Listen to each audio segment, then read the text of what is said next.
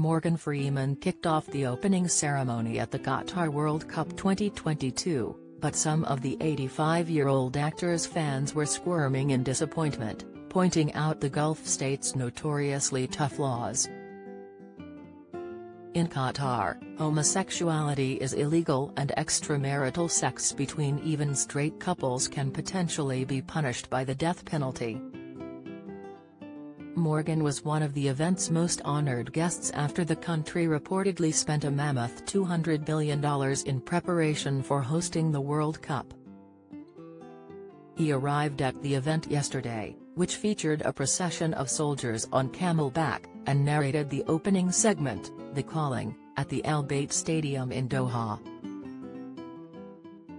England fans concerned about LGBT rights and potential mistreatment of migrants were disappointed to see Morgan at the event, reciting, "We gather here as one big tribe and Earth is the tent we all live in." Morgan also spoke of the unity and respect of those coming together through football.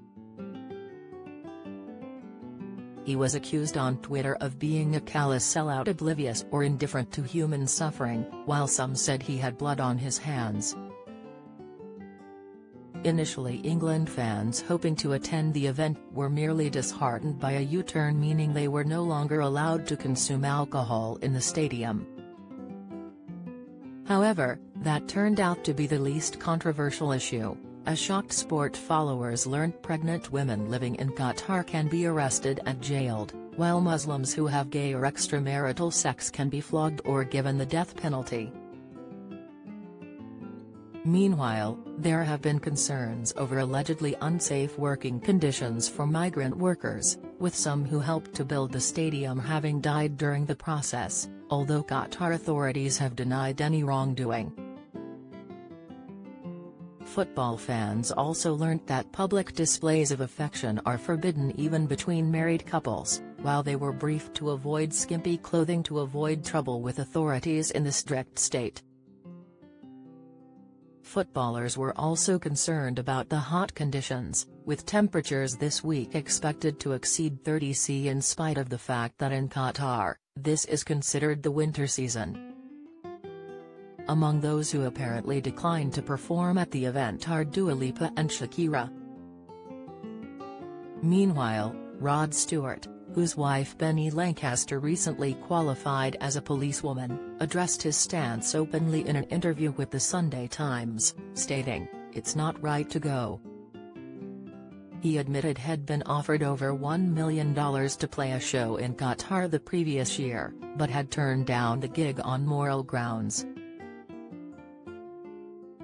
Yet Robbie Williams and the Black Eyed Peas are still expected to perform at the event, while Nicki Minaj has already debuted a World Cup song created especially for the event, Tuko Taka, performed with Maluma and Mariam Fares.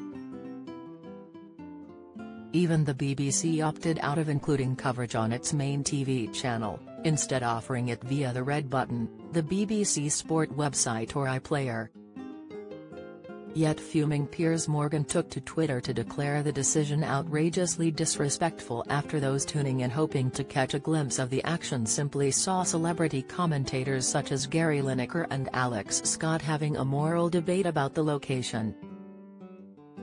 Outrageously disrespectful to Qatar that the BBC didn't broadcast the World Cup opening ceremony, and instead put out more virtue-signaling guff about how awful it is, he exclaimed.